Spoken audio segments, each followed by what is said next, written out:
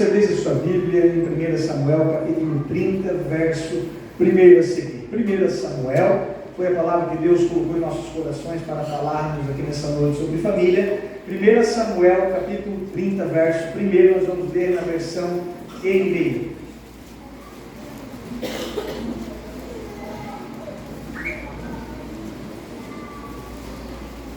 Samuel, capítulo 30, versículo de número 1 a 8, que diz assim: Quando Davi e os seus soldados chegaram a Ziclag no terceiro dia, os amalequitas tinham atacado Negueb e incendiado a cidade de Ziclag.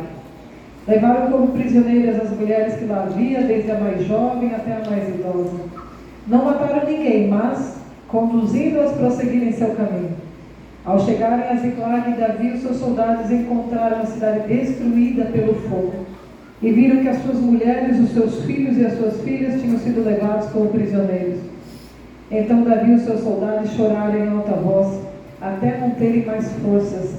As duas mulheres de Davi também tinham sido levadas, Ainoã de Jezreel e Abigail de Carmelo, a que fora mulher de Nabal. Davi ficou profundamente angustiado, pois os homens falavam em apedrejá-lo. Todos estavam amargurados por causa dos seus filhos e filhas. Davi, porém, fortaleceu-se no Senhor, o seu Deus. Então ele disse ao sacerdote Abiatar, filho de Ahimelech: Traga-me o colete sacerdotal. Abiatar o trouxe a Davi e ele perguntou ao Senhor: Devo perseguir esse bando de invasores? Irei alcançá-los? E o Senhor respondeu: Persiga-os, porque certamente você os alcançará e conseguirá libertar todos os prisioneiros. Se você crê que essa é a palavra de Deus, e venha um encontro do meu e do seu coração nessa noite, para Deus ministrar no nosso coração, diga amém. Amém. Tome o seu assento, queridos.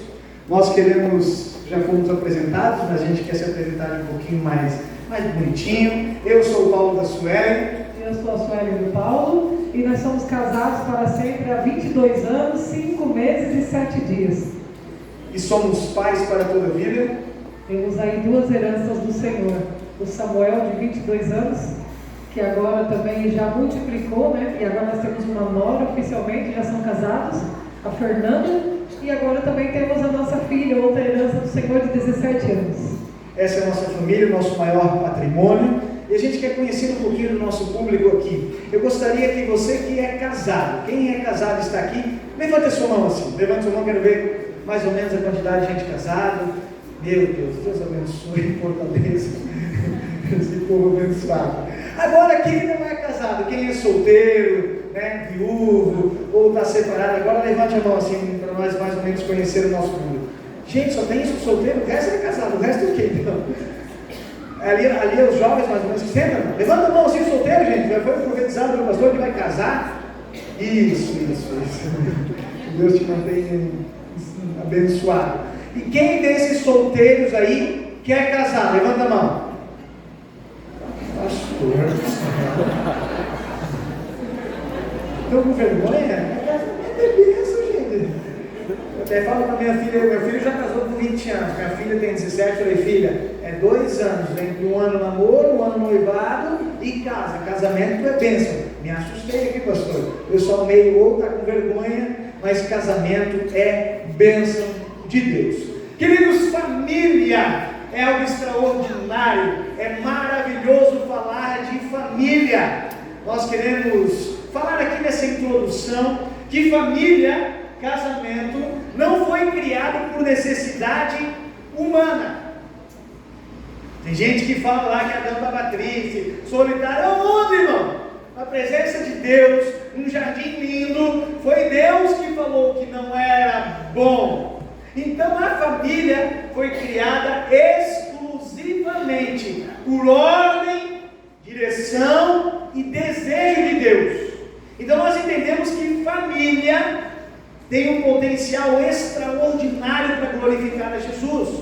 E a gente vê já em Gênesis que o inimigo, o nosso adversário, ele não está tanto preocupado com o indivíduo.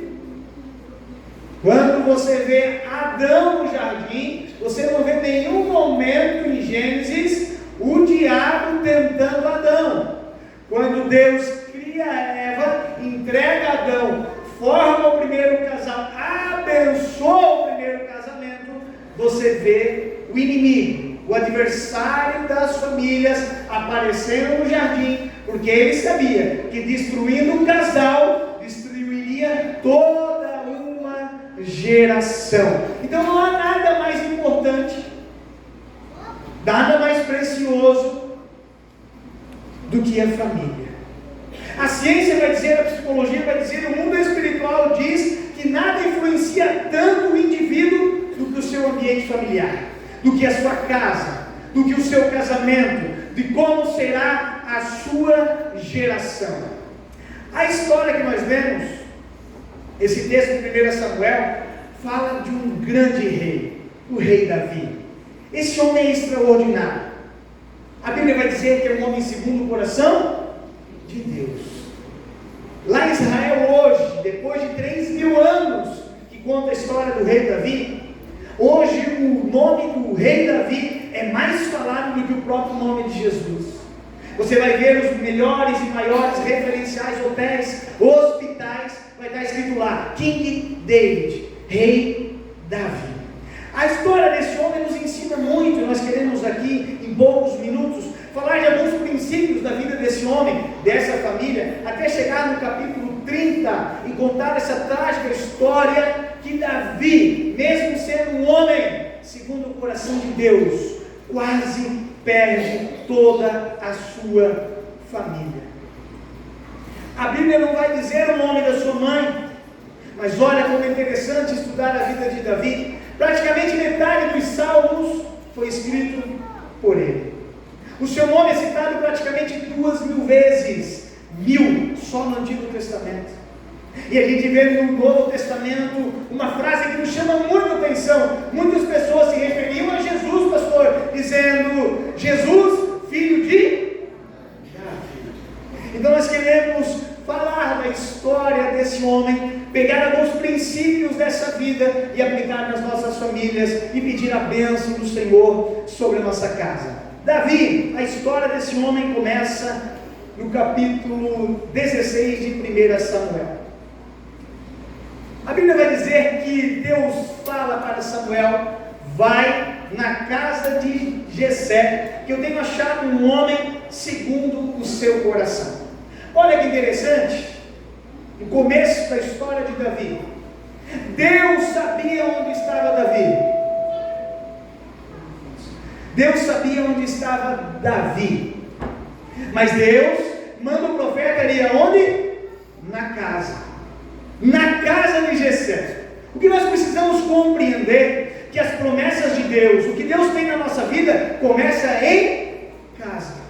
Poderia ter falado para ir no campo ao encontro de Davi, mas não. Ele chega em casa, procura o pai, chama os 7 irmãos e aí pergunta: cadê o outro? Aí ele está lá no campo. E olha que interessante a vida desse homem. Ele chega a fazer com que o profeta e o pai se confundam. Todos acharam que eram os 7 irmãos, mas não, era Davi. E aí nós compreendemos coisas interessantes, que quando Deus fala aos nossos corações, as promessas começam a se realizar, serem proferidas, é dentro de casa. Deus fala como é pela sua família. Deus fala com Abraão: sai da sua casa. Deus fala com José em casa através dos sonhos. Deus fala com Maria, que ia ser mãe, em casa. Deus fala com o pai para trás, Jesus, em casa. O primeiro princípio que nós precisamos aprender aqui, que Deus tem compromisso com as nossas casas, nossas famílias, e a gente tem que entender que as promessas do Senhor começam em casa. Em casa. Por que em casa? Porque em casa nós somos de fato quem nós somos. Olha que interessante a frase de Martinho Lutero. Martinho Lutero, grande reformador, os senhores conhecem a história dele. Ele diz que 1 ano de casado o santificou mais do que 10 anos no monastério. Monastério é um lugar que ele ficava lá ajoelhando, orando, só conversando com Deus, sem contato com ninguém. Quando ele casa, ele: opa, casamento me santificou, me aproximou mais de Jesus, me tirou das coisas do mundo, muito mais do que o monastério. É em casa que nós precisamos viver as promessas de Deus, porque em casa não tem aparência. Concorda comigo? Em casa de fato. Aqui é interessante, chegamos todo mundo bonito, arrumado, perfumado. Nós chegamos já a escutar histórias de casais que fecham o tempo em casa. Aqui em Cascavel não, mas já escutei. Fecha o tempo em casa, aí vai de bom culto, certo? E muitas vezes a gente ficava, às vezes, na porta da igreja recebendo as famílias, né? Feliz da vida. E aí chegavam brigando, dava de ver que eles estavam discutindo no carro. Estacionavam no pátio da igreja. Eu não sei que unção que tem no pátio da igreja. Porque eles saíram dali com a cara fechada, abriram a porta. Oi, pastor, paz do Senhor. Glória a Deus. Em casa, de fato, é quem nós somos. Uma pergunta ao seu coração: como vai a sua família? Em casa, entre quatro paredes, relacionamento, pais e filhos. O Salmo 139, a partir do verso de número 23, diz assim: examina-me, ó Deus, e conhece o meu coração, prova-me e vê meus pensamentos, mostra-me se há em mim algum caminho que te ofende e me conduz pelo caminho eterno. Aí a gente olha esse texto e a gente não se dá conta às vezes do que realmente essa mensagem está querendo ir de encontro ao meu e ao seu coração. Porque o Deus, a gente sabe, o nosso Deus, o Senhor é um Deus de relacionamento. Ele criou o ser humano para que pudesse ter um relacionamento com Ele. Só que quando a gente se relaciona com o Senhor, às vezes até quer disfarçar as coisas, mas Ele sabe exatamente como é o nosso coração. Ele diz: você está me falando isso? A Bíblia fala assim, às vezes você pede e não recebe, porque você pede mal. O Senhor às vezes não dá aquilo que a gente pede, porque Ele conhece a motivação que está por detrás daquilo que Ele está pedindo. Mas aí Ele cria o casamento, a família, e Ele é tão bom, tão perfeito, que Ele diz assim: eu vou colocar esse homem e essa mulher dentro de uma casa, mas eu vou fazer um compromisso com eles, um compromisso de aliança, e que esse compromisso vai ser independente das circunstâncias e até que a morte separe. A partir do momento que eles entrarem em acordo com isso, derem a palavra deles, eu como testemunha, agora eu quero trabalhar na vida deles, porque não tem nada melhor para moldar, mas a verdade, primeiramente, antes de moldar, revelar o nosso coração através dos relacionamentos. Só que o relacionamento da igreja, às vezes, é um relacionamento superficial. Eu posso mostrar só a minha melhor parte, a minha melhor versão. Como o Paulo falou, existe uma unção diferenciada. Não chega a ser, ela já alcança o pátio da igreja até o espaço dentro da igreja. Mas dentro de casa, o Senhor quer mostrar realmente o que precisa ser mudado no meu e no seu coração. Aquilo que muitas vezes a gente entende como uma dificuldade no outro, na verdade está ativando as dificuldades que estão dentro do meu coração. E por isso que Ele diz: prova-me, Senhor. Qual de nós teria a coragem de, quando orar, falar assim: Senhor, vê se há em mim algum caminho mau? Porque quando a gente ouve casais, problemas de casais, a pessoa nunca diz que o problema é seu. Ela sempre diz o problema é do outro. Mas se a gente tivesse a coragem de chegar diante do Senhor com o coração quebrantado e contrito, que a Bíblia fala que Ele não rejeita um coração contrito, e nós falarmos para Ele: Senhor, prova e examina o meu coração, vê se há algo de errado no meu coração e me dirige pelo caminho certo. E isso a gente só vai ver porque nós oramos ao Senhor e Ele já sabe, antes de nós falarmos, o que a gente sente, o que a gente pensa e qual a nossa motivação. Mas muitas vezes nos relacionamentos a gente não se dá conta que há coisas que o Senhor precisa aperfeiçoar em mim, para que depois em mim seja também alcançado coisas boas e novas através de mim também. No capítulo 17, os senhores conhecem a história. O Golias está lá afrontando o exército de Deus vivo, e aí ele vai lá e o Golias grita: não tem um homem aí? E sabe o que eu acho interessante, estudando um pouco, que parece que essa frase, esse grito, ainda está ecoando até hoje. A maior praga que existe é a falta de posicionamento e liderança dos homens. Amar como Cristo ama a igreja, amar a sua esposa, seus filhos. E Golias grita, Davi vai lá, esse posiciona, você conhece a história, e ele vai ter um pacto com Saul, com o rei Saul. E aí Saul vai dizer assim: não, você não tem condições de lutar com Golias, você é só um moço, você é só um rapaz. E aqui eu gostaria de aplicar um princípio.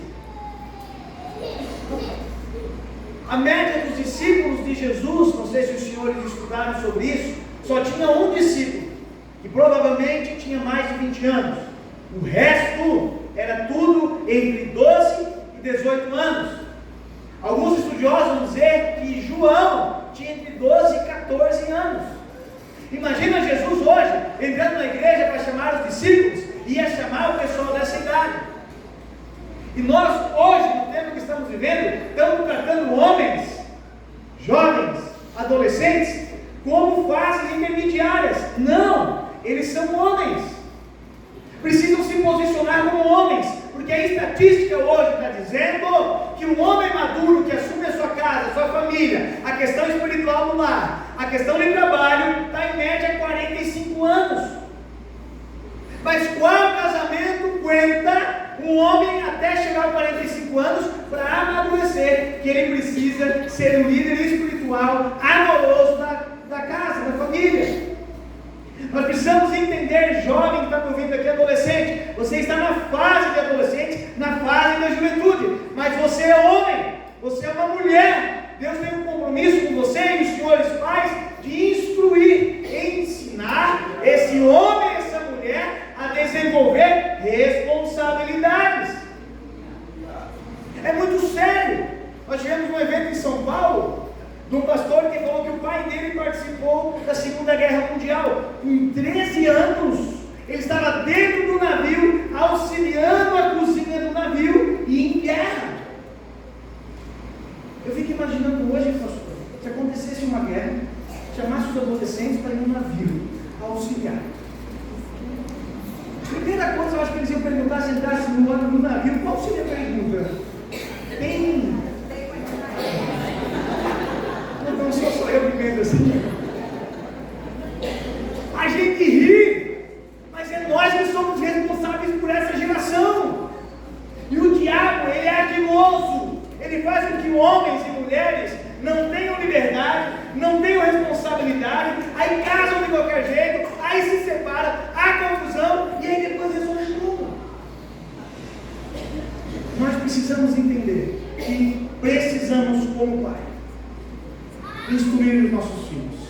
E aí ele diz assim: não, Saul, fique tranquilo, eu sou um rapaz, mas eu tenho responsabilidade. Veio o leão e o urso, e eu arranquei da porta deles as ovelhinhas do meu pai. Que homem corajoso, hein? Nós tínhamos um cachorro, coisa mais linda, um pastor alemão, estava preta, né? Muito querido, brincava comigo, nós dançávamos. Era uma esse cachorro. Só que quando ele pegava um osso do preso e chegava perto de um cachorro com osso, ele rosnava e não tinha coragem, não, querido Ulisses. Até aqueles pinchers, sabe? Eles, né, parece que não vêm sozinhos, né? Tipo, eles estão bravos com esse negócio, né? Se ele estiver comendo alguma coisinha, você botar a mão, eles avançam. Agora imagine um leão e um urso com uma ovelha na boca. Tem gente até que tem medo de barata.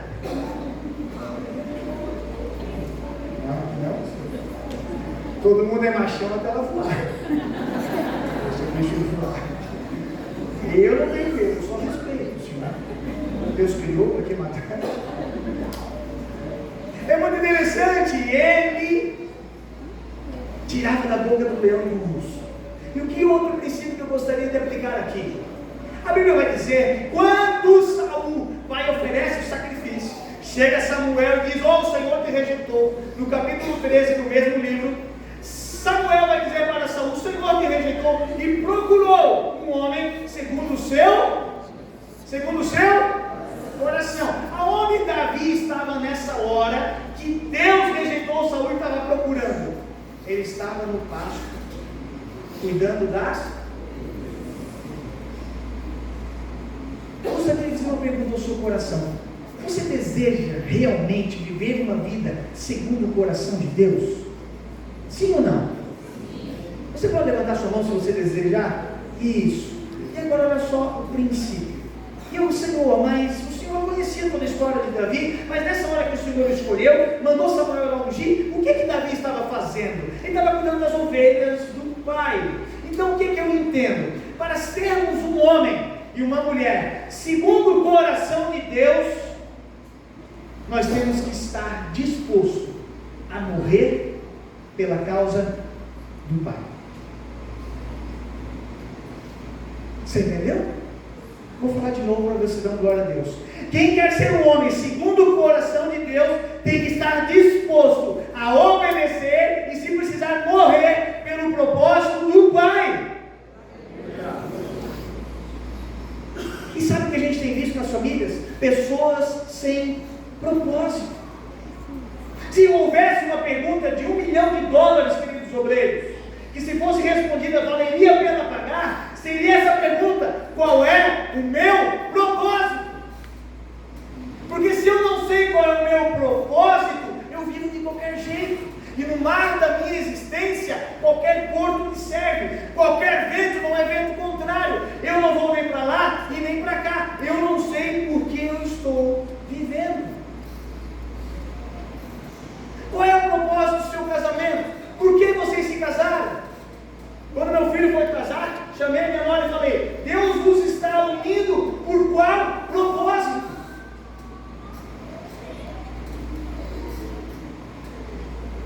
E a gente tem visto muitas famílias sendo destruídas. Porque ou você vai viver por propósito, se você descobriu o seu, buscou no Senhor a revelação, e aí você vai ter um norte, ou as pessoas vão viver por propostas. Você vive por propósito ou por proposta? O que seria proposta? É tudo aquilo que o diabo vai usar para te afastar do propósito. A gente vê isso lá no Éden. A proposta para Eva: come, você não vai morrer, vai te abrir os olhos.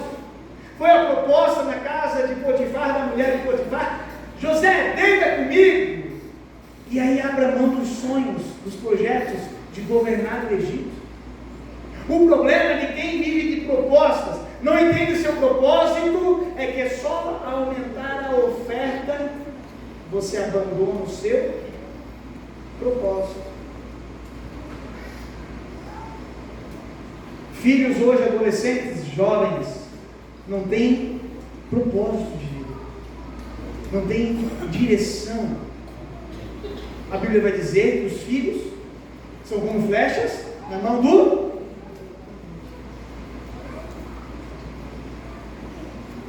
Falando de propostas e propósito, é uma coisa muito séria. Porque a Bíblia fala que nós somos escolhidos para viver propósitos.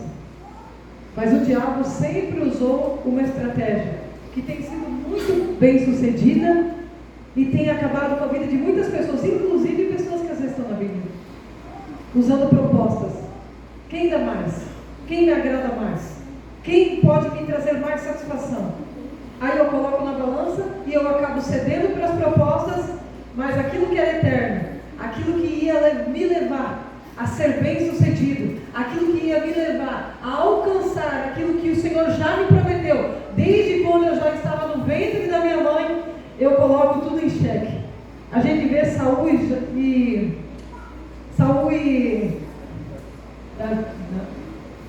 não, eu confundi, Esaú e Jacó. A gente olha e diz assim, a gente vê claramente, só que olhando para a história dos dois, você pode perceber uma coisa, que existia uma falta, e aí houve alguém que supriu exatamente aquilo que ele estava precisando. E na hora da falta, na hora da fome, na hora que você está esperando alguma coisa, na hora que você precisa de alguma coisa, que você está em busca, quando você deveria buscar de um jeito, aí o inimigo te dá uma proposta, diz assim: você está com fome? Vem aqui e come desse guisado. Você pode estar prontinho, está quentinho, preparado para você, preparado exclusivamente para você. Todas as vezes que a gente não recorrer para o lugar certo, para onde realmente a gente vai suprir e ter saciado aquilo que realmente a gente tem falta, a gente vai acabar sendo seduzido por propostas. Só que o problema de ser seduzido por propostas é que a gente vai viver longe do propósito. E o pior que tem viver hoje no propósito é uma vida de insatisfação. Uma vida que você está sempre em busca de alguma coisa, porém você nunca encontra saciedade naquilo, porque nós somos criados para sermos completos no Senhor.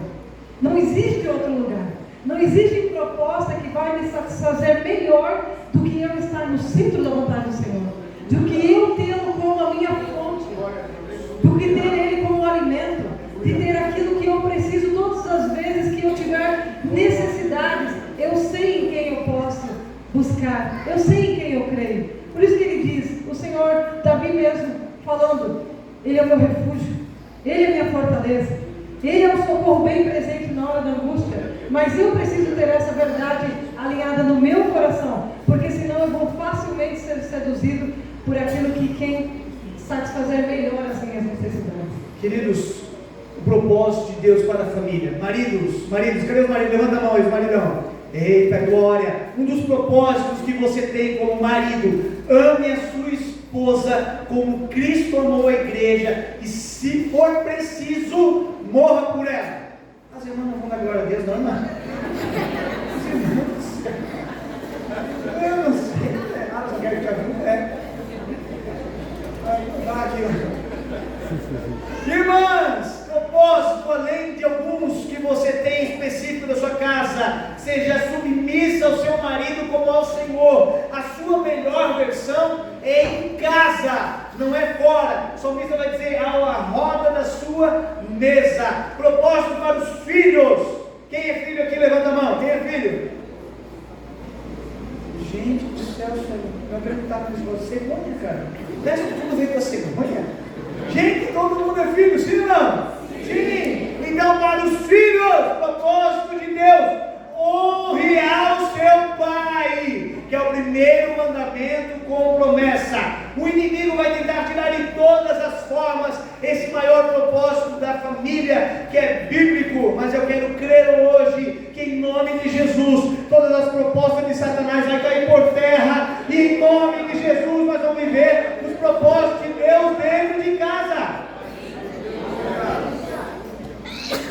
Capítulo 18, tudo certo, ele matou Golias, casou com a filha de Saul, tornou genrão, mas ó, o sogro fica bravo. O sogro fica bravo. No capítulo 18, as irmãs do círculo da murmuração lá. O hino 930 elas cantaram. O hino era mais ou menos assim: Saul matou milhares, Davi matou dezenas de... As mulheres cantando. Saul ficou louco. A Bíblia vai dizer espírito maligno, então literalmente endemoniado. Ele ficou com inveja. Mas aqui a gente não vai entrar nesse parâmetro. Só estamos fazendo esse papel de fundo para chegar no capítulo 30. Porque a partir do capítulo 18, do 19 até o 24, é Davi fugindo de Saul, porque Saul queria o matar. E uma coisa eu acho interessante para a gente compartilhar aqui nessa noite. No capítulo 24, depois de você leitar, Saul pegou 3.000 soldados e foi atrás de Davi para querer matar. Davi estava no deserto, e Davi estava dentro de uma caverna junto com os seus gigantes. Quem conhece a história, o Saul entra na caverna para fazer as necessidades. O número, como é que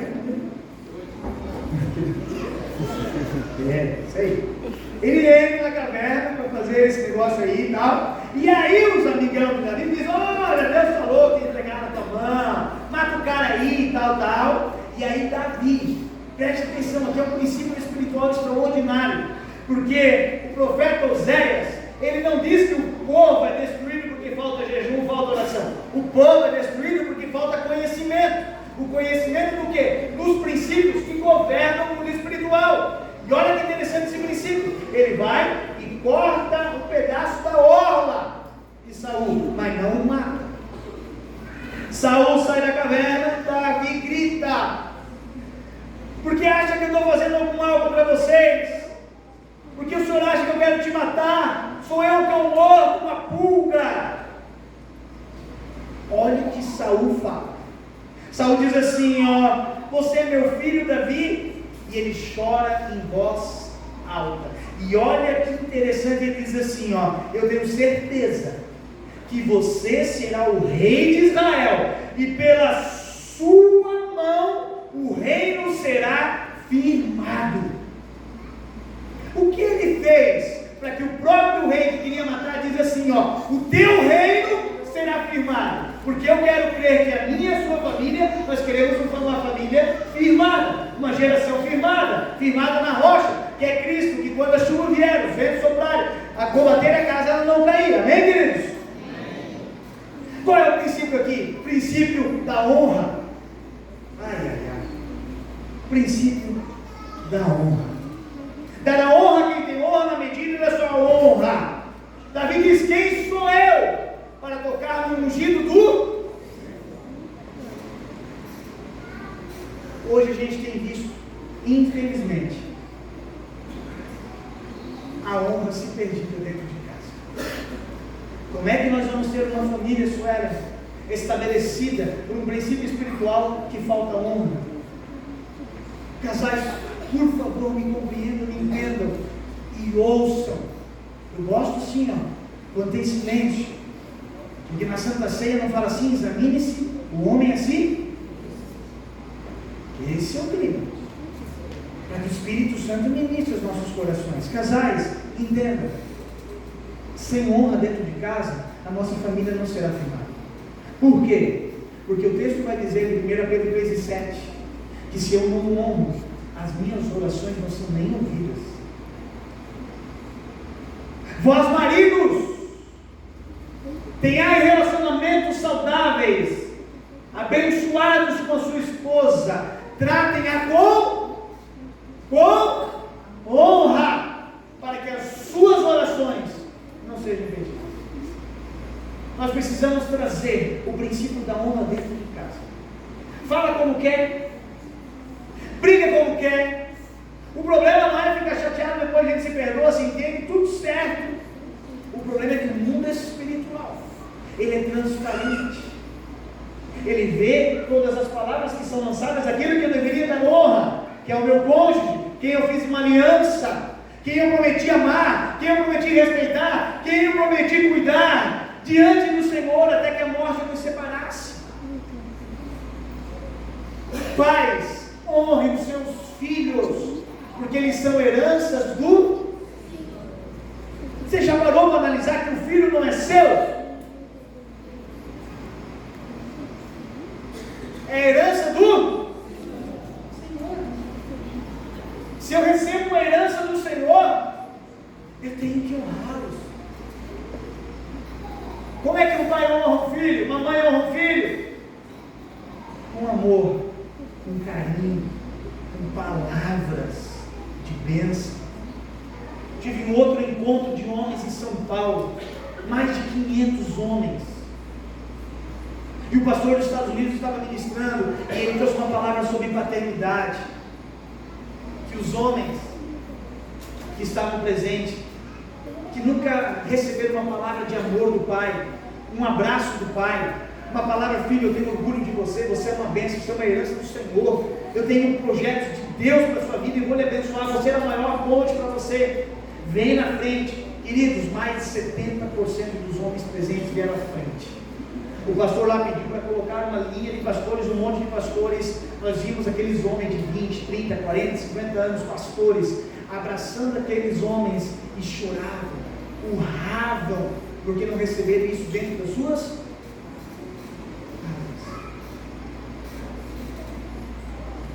Pai, qual foi a última vez que tu abraçou seu filho e falou: você é uma bênção, você é um projeto de Deus, você tem promessas para se cumprir, você é um orgulho, você é um presente para a nossa família?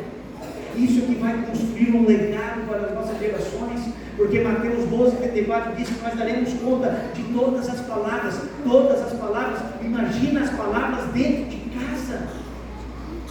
Palavra tem poder para mover o mundo espiritual. A Bíblia vai dizer: se tu falarás aquele monte, ele vai para lá. O que vai fazer ele ir para lá é a palavra que muda o mundo espiritual, é a palavra que cria, é a palavra que liberta, é a palavra que transforma, é a palavra que pavimenta o meu futuro, o futuro da minha casa, o futuro dos meus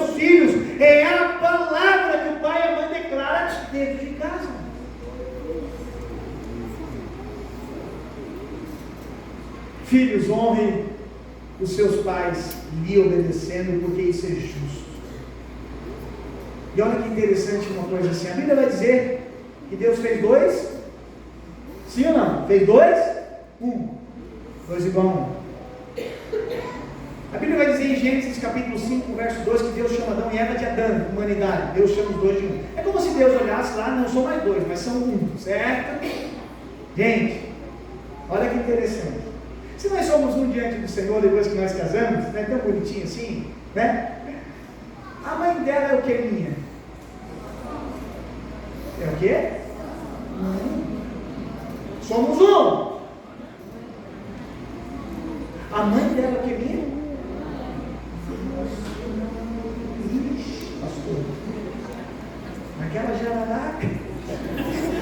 Você está rindo. Nós temos visto muitas famílias não vivendo o extraordinário de Deus, porque não honra a sogra como deveria ser honrada.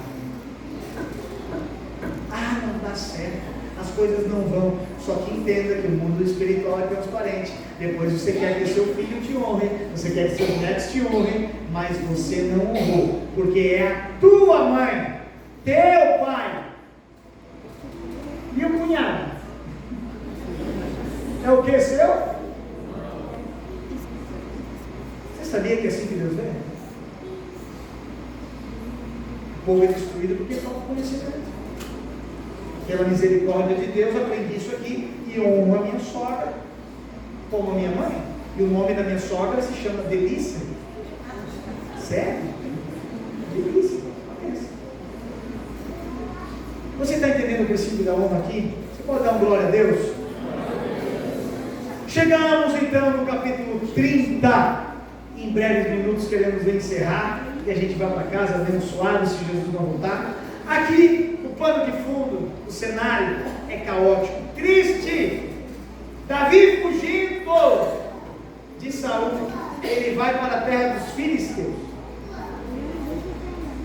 A Bíblia vai dizer que ele mora 1 ano e 4 meses em Ziclag. 1 ano e 4 meses ele mora em Ziclag. Ele vai para a batalha. O rei Aquis chama ele dos filisteus, chama Davi o seu exército para atacar Israel. Gente, que loucura! Você sabia desse texto? Davi que falou para Golias: quem é este para afrontar o exército de Deus vivo? Agora dá a visão, vai para o rei Aquis para lutar contra Israel. Nem casa lá que você vai ver, você vai pensar: meu Jesus. Ele chega lá, o rei Aquis diz: não, a tua fama aqui diz que você matou lá atrás, que você vai usar essa situação para nos matar. Volta para trás. Quando Davi volta, chega na cidade, aí a gente está no texto que a gente vê. A cidade foi destruída a fogo. O inimigo amalequita levou as mulheres, os filhos e os bens. Eu quero que você entenda aqui nessa noite, a guerra é espiritual contra a sua família. É isso que o diabo quer fazer. Ele quer separar o casal, levar os filhos para longe do propósito e arruinar os teus bens, para que você viva um ciclo vicioso atrás de dinheiro e viva atrás de propósito e propósito. E aí o que nós podemos fazer pela família, contra o inimigo que quer destruir a família? Em primeiro lugar, através desse texto que a gente acabou de ler, que não é a primeira vez que a gente vê, há inúmeras vezes que a gente vê na Bíblia, o Senhor querendo nos orientar, para que a gente não tome decisões erradas. A gente viu com Josué, quando ele fez uma aliança com os gibeonitas, ele não consultou o Senhor. O próprio Saul, quando fez o sacrifício, não esperou Samuel, não consultou o Senhor, perdeu o seu reinado. Josué teve que lutar em favor dos seus inimigos por causa de uma decisão errada, porque a gente não consulta o Senhor antes de tomarmos as nossas decisões. Quantas vezes a gente fez alianças erradas com pessoas, não aliança de casamento, eu digo às vezes parcerias com pessoas sem ter consultado o Senhor? Talvez você não fez, mas conhece alguém que fez e deu muito prejuízo, deu muito trabalho.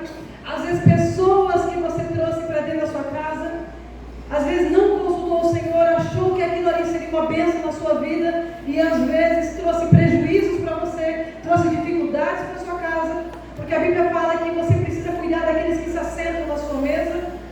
Quantas vezes você disse sim por uma proposta de trabalho e às vezes você não consultou o Senhor, parecia excelente, parecia muito bom, parecia ser a melhor oportunidade que tinha aparecido e às vezes você viu que aquilo ali foi uma ruína, foi uma cilada, foi uma precipitação e aí vieram os prejuízos e os prejuízos sempre vão refletir na nossa casa, sempre vão refletir na nossa família, sempre vão refletir na vida dos nossos filhos. Quantas vezes a gente toma as decisões erradas? Aqui Davi, de uma forma muito clara, ele se juntou ao inimigo para lutar contra o povo escolhido, que era o povo de Israel. Mas quando ele toma essa decisão, ele deixa a sua casa vulnerável. Toda decisão errada, toda decisão fora da vontade do Senhor, vai deixar a nossa família vulnerável para o ataque do inimigo. Porque é isso que ele precisa. Quando há acordo, há poder. Quando o meu acordo está de acordo com a vontade do Senhor, há poder, há uma proteção, há uma cobertura espiritual sobre a nossa casa. Mas o desacordo, ele causa impotência, ele causa fragilidade, ele vai causar prejuízo, ele vai causar destruição. Então tudo que o inimigo precisa é me distrair, a ponto de eu não consultar o Senhor e começar a agir por conta própria, e começar a agir por aquilo que eu acho que é melhor, por aquilo que parece bom. Mas a gente sabe que a aparência engana. Enganou o próprio Samuel, que era um profeta do Senhor. Quem dirá nós, muitas vezes, a nossa correria do nosso dia a dia, a gente distraído com tantas coisas, toda distração ela vai tirar o meu olhar do foco e vai fazer com que eu olhe para outras coisas. E falando de pais, falando da família, falando de filhos, hoje nós vemos filhos órfãos. Como o Paulinho disse aqui, quem aqui é filho? Todos nós somos filhos. Todos nós somos filhas. Mas nunca se viu uma geração tão órfã de pais vivos. Como isso?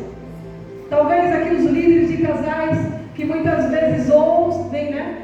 Muitas pessoas abrirem o seu coração, homens, avós, pais, mulheres, avós, mães, abrindo o seu coração de uma geração tão órfã, aonde a gente vê pais omissos, pais, eu digo do homem mesmo, pais omissos fora do propósito, mulheres carentes, e há um ciclo vicioso, aonde houver pais omissos, vão haver filhas carentes, aonde houver mães carentes, vai ter filhos que vão ser enfraquecidos, porque a mãe vai se apegar demais a esses filhos, e aí você vê uma geração completamente disfuncional, um casamento disfuncional, gerando filhos disfuncional, porque a palavra diz que nós multiplicamos segundo a nossa espécie. Se nós temos um casamento disfuncional, os nossos filhos também crescerão de forma disfuncional. Hoje nós estamos tentando correr atrás do prejuízo, mostrar para as mulheres que a segurança emocional das crianças depende delas. É isso que é desenvolvido através da mãe, porque ela sempre está cuidando, ela sempre está acalentando, ela sempre está protegendo. Filhos crescem seguros, porque eles estão sendo desenvolvidos juntamente com o contato da mãe. Pais, por que hoje há tanta dificuldade de entender o propósito? Porque quem é responsável para dar o propósito da vida de um filho é o pai, é o homem.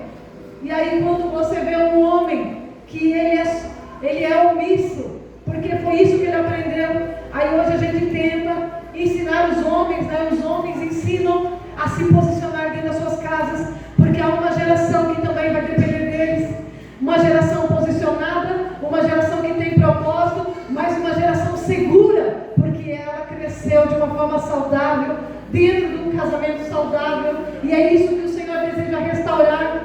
Deus, que é o Deus de relacionamento, Ele quer restaurar os relacionamentos entre homem e mulher, entre pais e filhos, para que assim as gerações sejam prósperas, e como Ele prometeu para Abraão, Abraão, através de você, as famílias serão abençoadas, através do teu casamento, não só o de Abraão, mas através do seu casamento, as gerações serão abençoadas, os seus filhos vão viver uma vida abençoada, os seus netos viverão uma vida abençoada, porque só Deus sabe, e aquele que já passou por isso, as dificuldades que existem numa falta de um pai, aquela falta daquela paternidade, os prejuízos relacionais por falta de uma mãe, mas também os prejuízos espirituais e de propósito por causa da falta de um pai.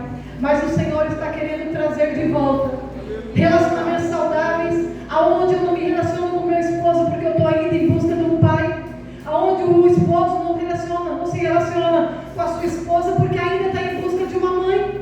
Ele ainda acha que a esposa é a mãe porque ele ainda tem essa dependência de uma mãe, essa dependência emocional. Ou as mulheres às vezes sobrecarregam o marido porque ainda esperam receber aquilo que poderia ter recebido de um pai e não recebeu, continua esperando de um marido. Como que esses filhos vão crescer dentro dessa casa?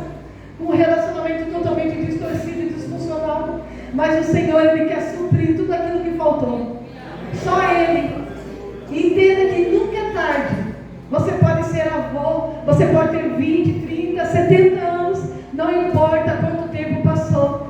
Mas o Espírito Santo é aquele que convence, aquele que traz a consciência e aquele que mostra realmente o que me falta. Porque a partir do momento que eu entendo o que me falta, eu posso buscar no Senhor, porque eu sei daquilo que eu tenho falta. Eu posso olhar para o alto e dizer, eu sei de onde veio o meu socorro, porque eu experimentei a bondade dele.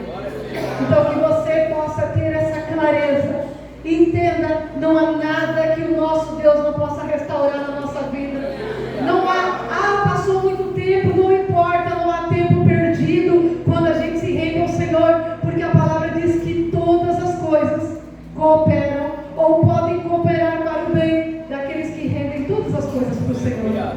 Renda a tua falta ao Senhor, renda a tua dificuldade, renda os teus erros, renda a tua culpa que você carrega por ter falhado como pai e como mãe, renda a tua culpa por não ter sido um bom filho, renda porque nunca é tarde, para que o Senhor possa derramar cura e restauração sobre a vida de cada um dos seus filhos, para que a geração venha a ser prósperas nessa terra. Nós gostaríamos de convidar a Jaqueline Araújo para estar aqui preparando um louvor, e eu gostaria que você se colocasse de pé. Se eu tivesse um título para esta mensagem que Deus colocou no meu coração, seria: cuide e lute pela sua família. Há uma guerra espiritual que talvez você nem percebeu, mas que quer destruir. Eu e minha esposa fizemos diversos seminários e cursos pelo Brasil. E um deles nós voltamos da Universidade da Família. Nós passamos mais de 12 horas de carro dirigindo, voltando. E nós já ministrávamos muito para casais, ministrávamos diversos cursos.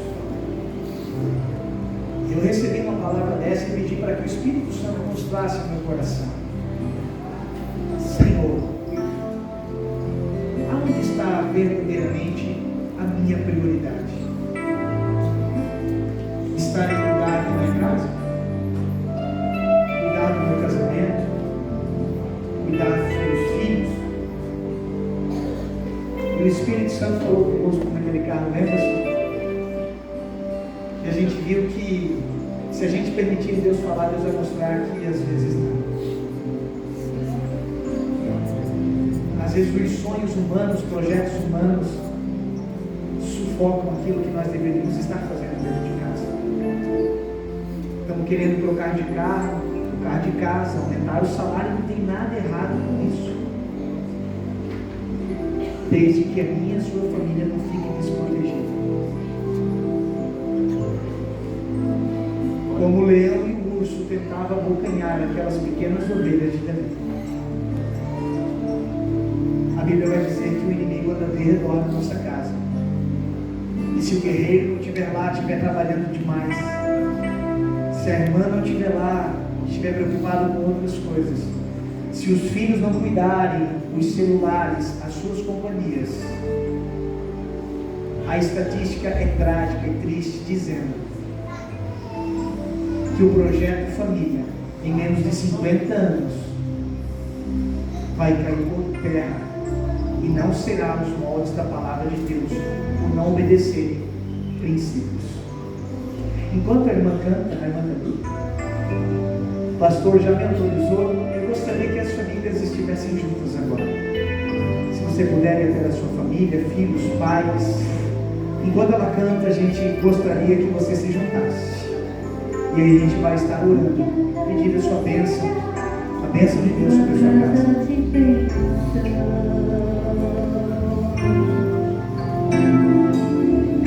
Minha casa será um pedaço do céu.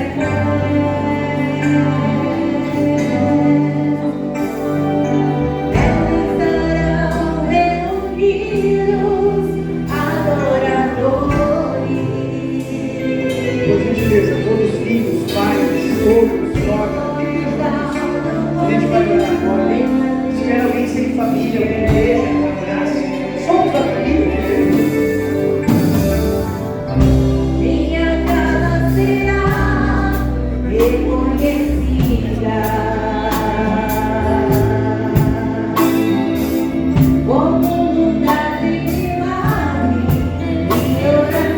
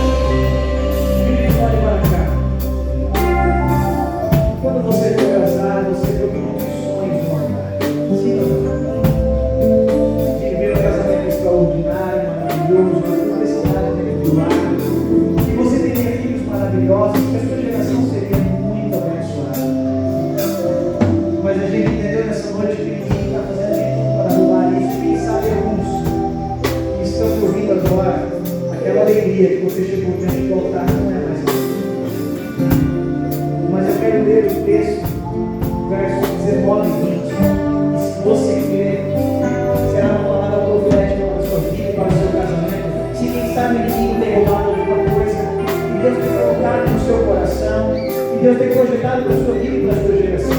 A Bíblia vai dizer que Davi recuperou tudo que o inimigo tinha levado, inclusive a sua esposa, e nada faltou. Não faltou jovens, velhos, filhos, filhas, bens, nenhuma outra coisa. Davi recuperou tudo.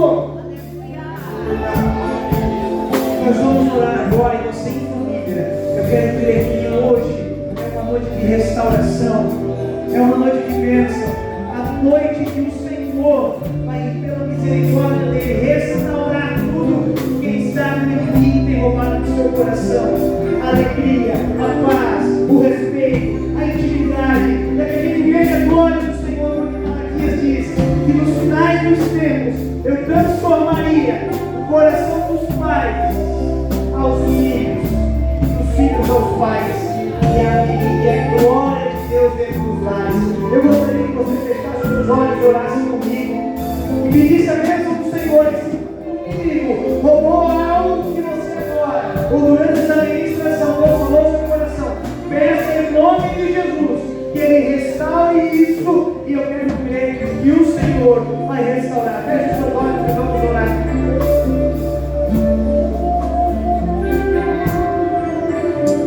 Pai amado, Pai querido, Senhor, nós rendemos graças a Ti nesta noite, Pai, mais uma vez, por estarmos aqui, Pai, e pela vida de cada filho e filha, Senhor, que está aqui neste lugar também.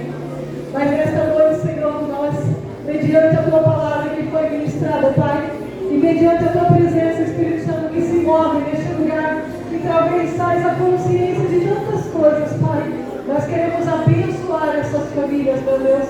Nós queremos abençoar esses casamentos, Pai, para que haja restituição, Senhor. Aquilo que muitas vezes foi perdida a esperança, Pai, que seja restaurada a esperança nesta noite, Pai. Que tudo aquilo que não faz parte do teu propósito, Senhor, muitas vezes tantas coisas que vieram sendo carregadas até aqui, Pai, que elas hoje sejam deixadas no teu altar em nome de Jesus, Pai. Que elas possam caminhar daqui, Senhor, sendo dirigidas pelo teu propósito, Pai. E que neste lugar elas alcancem prosperidade, Senhor. Que as suas gerações sejam prósperas, Pai. Que as suas gerações, Pai, fazer a diferença nessa terra, Senhor. Que cada um possa ser como luz e como sal nessa terra, Pai. Aonde outros vão querer experimentar da tua bondade através dos teus feitos na vida de cada um dos teus filhos, Pai. Querido Deus, amado Pai, nós queremos em nome de Jesus guerrear espiritualmente agora, Senhor, pois a nossa guerra não é contra carne e sangue. Pai, aqui estão os teus projetos, as famílias, Pai, que constituem a tua glória, o teu poder, a tua majestade, Pai. Nós em nome de Jesus repreendemos todos os demônios, todas as armadilhas do inimigo, Pai. Que esse homem, que esse pai, que esse líder, que esse sacerdote se posicione hoje, Pai.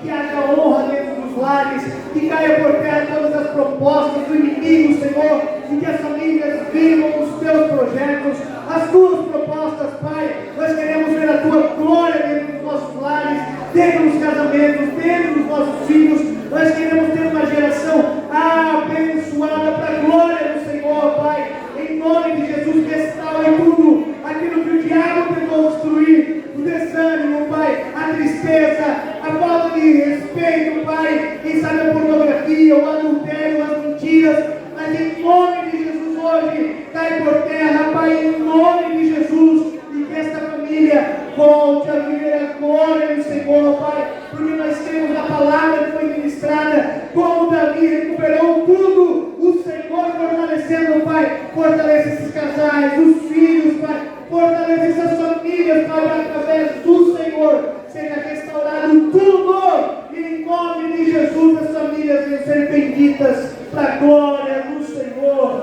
E se você crê, diga amém. Passa no meu lar, Senhor. Abraça seu cônjuge, abraça seu filho, diga o quanto você ama, dê uma palavra de bênção, dê uma palavra